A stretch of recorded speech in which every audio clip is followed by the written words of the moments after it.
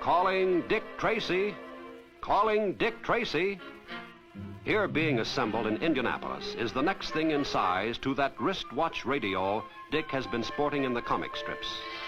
Electrical circuits whose complex wiring is literally printed on boards are one of the factors making possible a radio so small that while it can't quite be strapped to the wrist, it can be slipped easily into an ordinary suit coat pocket.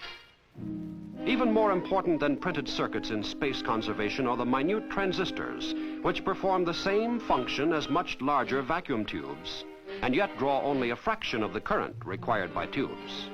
Thus, they not only take up much less room themselves, but permit the use of much smaller batteries as well. With components all attached to the circuit boards, here's how the connections are soldered on a tiny Ferris wheel that carefully dips them in a solder bath. A cleaning bath removes excess flux, after which the subassembly is ready for the first of several electrical tests.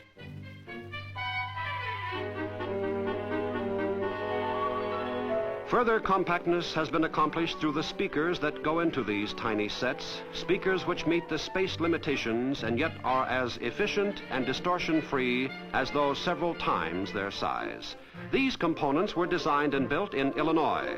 The printed circuits came from a firm in New Jersey, the transistors from Texas, other parts from specialists in Michigan, Wisconsin, and right here in Indiana.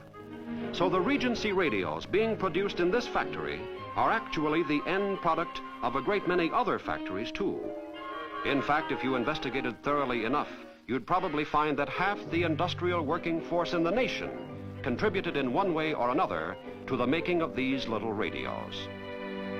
Now the units are finally assembled. Work that started in other plants far away many months ago is brought to fruition here in a matter of a couple of hours. The end result is ready for sale to a customer whose purchase price will flow back through the channels of commerce, some of it, no doubt, ending up in his own pocket or her own pocketbook, along with the radio it paid for.